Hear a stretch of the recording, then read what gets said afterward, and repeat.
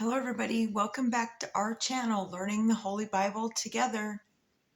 So today we're in the book of Job, and we're gonna read and learn about, I'm gonna do 4 chapters because they're kind of small.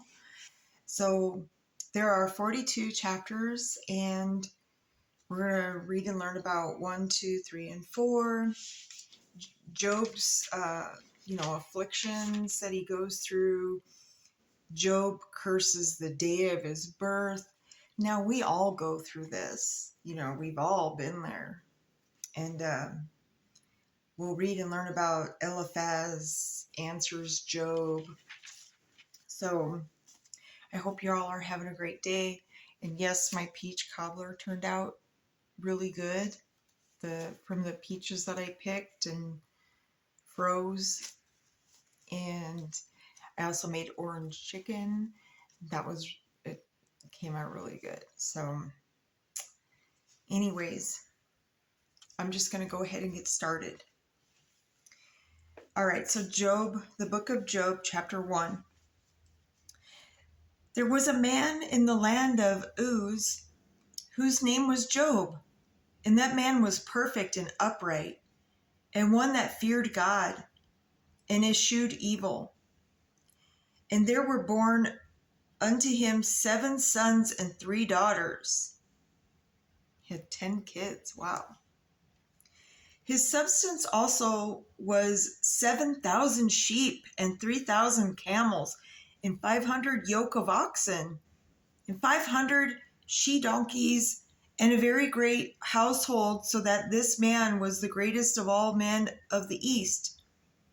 And his sons went and feasted in their houses, every one his day, and sent and called for 3 sisters to eat and to drink with them.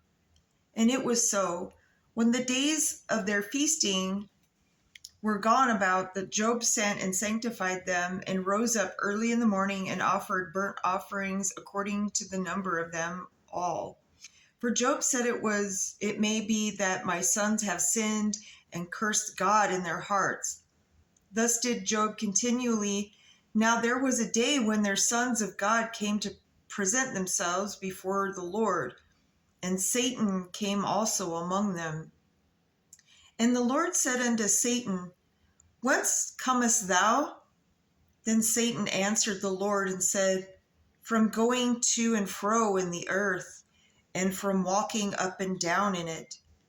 And the Lord said unto Satan, Hast thou considered my servant Job, that there is none like him in the earth, a perfect and an upright man, one that feareth God, and escheweth evil? Then Satan answered the Lord and said, Doth Job fear God for naught? Hast not thou made an hedge about him, and about his house, and about all that he hath on every side? Thou hast blessed the work of his hands, and his substance is increased in the land. But put forth thine hand now, and touch all that he hath, and he will curse thee in thy face. And the Lord said unto Satan, Behold, all that he hath is in thy power. Only upon himself put not forth thine hand. So Satan went forth from the presence of the Lord. And there was a day when his sons and his daughters were eating and drinking wine in their eldest brother's house. And there came a messenger unto Job and said, The oxen were plowing and the donkeys feeding beside them, and the Sabines fell upon them and took them away. Yea, they have slain the servants with the edge of the sword, and I only am escaped alone to tell thee. While he was yet speaking, there came also another and said, The fire of God is fallen from heaven, and hath burned up the sheep and the servants, and consumed them, and I only am escaped alone to tell thee.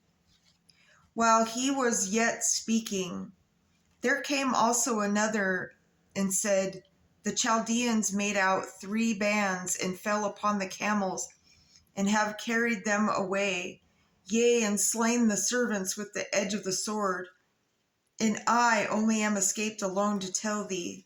While he was yet speaking, there came also another and said, Thy sons and thy daughters were eating and drinking wine in their eldest brother's house. And behold, there came a great wind from the wilderness and smote the four corners of the house. And it fell upon the young men, and they are dead, and I only am escaped alone to tell thee. Then Job arose and rent his mantle and shaved his head and fell down upon the ground and worshipped and said, Naked came I out of my mother's womb, and naked shall I return thither. The Lord gave, and the Lord hath taken away. Blessed be the name of the Lord. In all this Job sinned not, nor charged God foolishly. So meaning he never blamed God for the bad things that have happened. Like, a lot of us, we get confused, and we're not really taught properly. We're just kind of thrown into the wolves, and at least that's what happened to me. I had to learn a lot of things on my own, but I mean, that's okay. I turned it into a positive journey. So, you know what I mean? Anyways, let's jump into 2. Again, there was a day when the sons of God came to present themselves before the Lord, and Satan came also among them to present himself before the Lord. And the Lord said unto Satan, From whence thou comest thou? And Satan answered the Lord and said, From going to and fro in the earth, and from walking up and down in it. And the Lord said unto Satan, Hast thou considered my servant Job, that there is none like him in the earth, a perfect and an upright man, one that feareth God, and escheweth evil? And still he holdeth fast his integrity, although thou movest me against him, to destroy him without cause. And Satan answered the Lord and said, Skin for skin, yea, all that a man hath will be give for his life. But put forth thine hand now, and touch his bone and his flesh, and he will curse thee to thy face. And the Lord said unto Satan, Behold, he is in thine hand, but save his life. So went Satan forth from the presence of the Lord, and smote Job with sore boils from the sole of his foot unto his crown. And he took him a potsherd to scrape himself withal, and he sat down among the ashes. Then said his wife unto him, Dost thou still retain thine integrity? Curse God and die. But he said unto her, Thou speakest as one the foolish woman speaketh. What? Shall we receive good at the hand of God, and shall we not receive evil? In all this did not Job sin with his lips. Now when Job's 3 friends heard all of this evil that was come upon him, they came every one of them his own place. Eliphaz the Temanite, and Bildad the Shuhite, and Zophar the Naamathite. For they had made an appointment together to come to mourn with him and to comfort him. And when they lifted up their eyes afar off and knew him not, they lifted up their voice and wept, and they rent every one his mantle, and sprinkled dust upon their heads toward heaven. So they sat down with him upon the ground 7 days and 7 nights, and none spake a word unto him, for they saw that his grief was very great. Okay, let's jump into 3. After this opened Job his mouth and cursed his day. And Job spake and said, Let the day perish wherein I was born, and the night in which it was said, There is a man-child conceived. Let that day be darkness, let not God regard it from above, neither let the light shine upon it. Let darkness and the shadow of death stain it. Let a cloud dwell upon it. Let the blackness of the day terrify it. As for that night, let darkness seize upon it. Let it not be joined unto the days of the year. Let it not come into the number of the months. Lo, let that night be solitary. Let no joyful voice come therein. Let them curse it that curse the day, who are ready to raise up their mourning. Let those stars of the twilight thereof be dark. Let it look for light, but have none. Neither let it see the drawing of the day, because it shut not up the doors of my mother's womb, nor hid sorrow from mine eyes. So, he's basically cursing the day he was born. Why died I not from the womb? How come I just didn't, basically, he's kind of wishing he just would have died when he was born. Why did I not give up the ghost when I came out of the belly? Why did the knees prevent me? Or why did the breast that I should suck? For now should I have slain still and been quiet? I should have slept then had I been at rest, with kings and counselors of the earth, which built desolate places for themselves, or with princes that had gold, who filled their houses with silver. Or, as a hidden untimely birth, I had not been as infants which never saw light. There are the wicked cease from troubling, and there the weary be at rest. There the prisoners rest together. They hear not the voice of the oppressor. The small and the great are there, and the servant is free from his master. Wherefore a light given to him that is in misery, and life unto the bitter in soul, which long for death, but it cometh not, and dig for it more than hid treasures, which rejoice exceedingly and are glad when they can find the grave. Why is light given to man whose way is hid, and whom God hath hedged in? For my sighing cometh before I eat, and my roarings are poured out like the waters. For the thing which I greatly feared is come upon me, and that which I was afraid of is come unto me. I was not in safety, neither had I rest, neither was I quiet, yet trouble came. All right, let's just jump into 4. Then Eliphaz the Temanite answered and said, If we essay to commune with thee, wilt thou be grieved? But who can withhold himself from speaking? Behold, thou hast instructed many, and thou hast strengthened the weak hands. Thy words have upholden him that was falling, and thou hast strengthened the feeble knees. But now it is come unto thee, and thou faintest, it toucheth thee, and thou art troubled. Is not this thy fear, thy confidence, thy hope, and the uprightness of thy ways?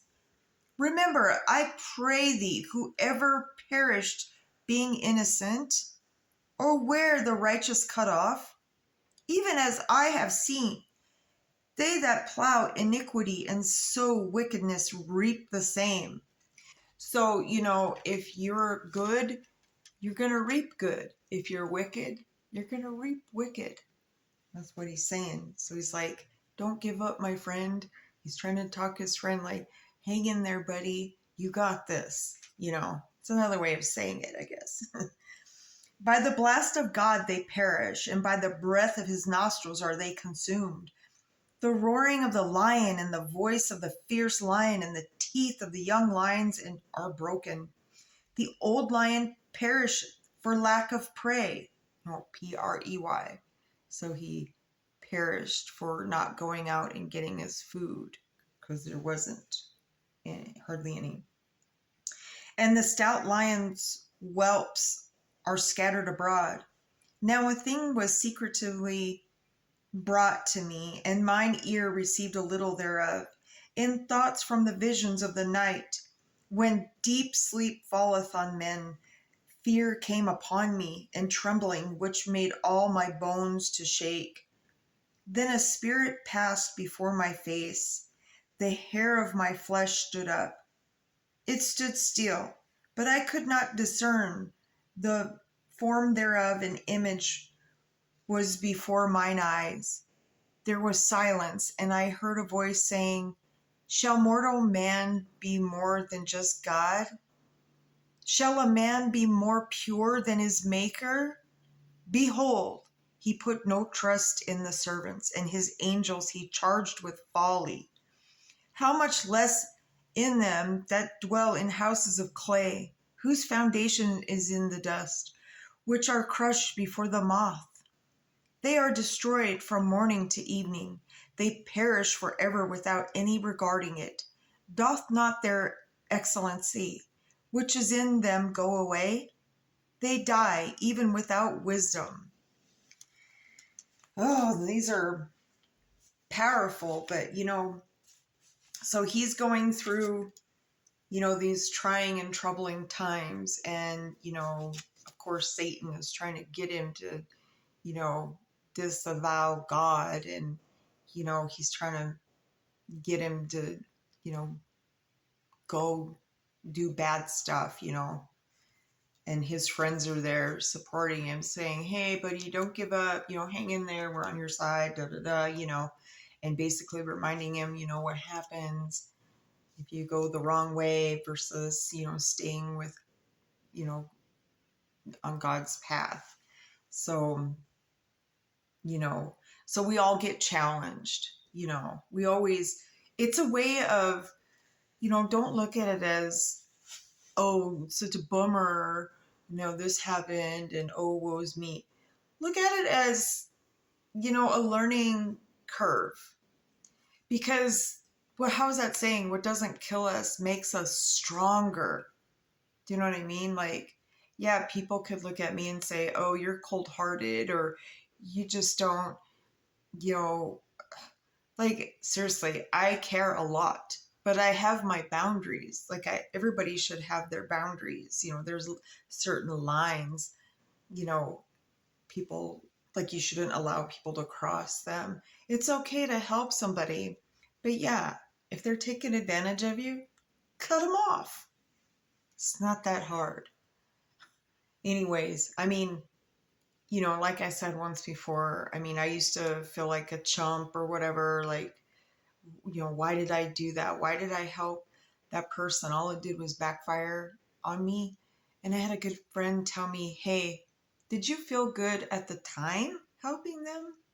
And I was like, yeah. And they're like, so what? Why be mad? And I was like, you know what? That's a good way of looking at it. You know what I mean? And, you never, and then you got to look at it too, like, if you do help this person, you don't mind losing that $20 or whatever. I mean, who cares? So, I mean, yeah, sometimes it's bigger, sometimes it's different amounts, but if you're going to help somebody and they don't pay you back, or, if you've made arrangements with them to pay you back, and they don't, you've got to, like, when you're helping them, you have to already decide in your mind, you're not going to get that back anyways. Do you know what I mean? Like, just in case. But that'll tell you to cut that person off. You know what I mean? Like, that's how I look at things. Because otherwise you're going to drive yourself crazy with hate. And then you're going to rip yourself off. You're going to be so full of hate. Like, a good person's going to come along in your life and you're going to rip yourself off from having a decent relationship.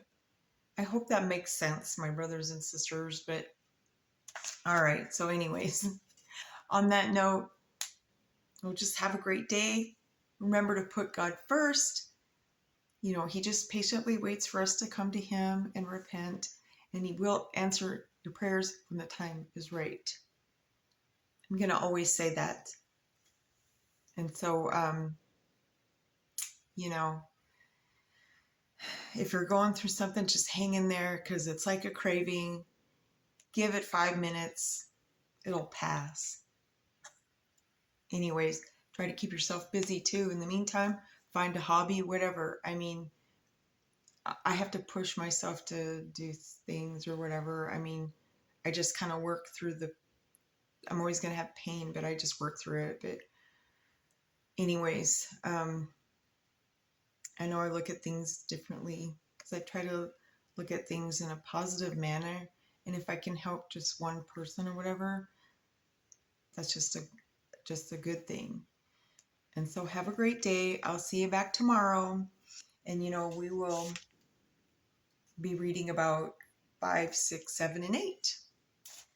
And because Job's another exciting, story that's been chronicled in the Bible. That means it happened. All right. Have a good day. To be continued. See you tomorrow.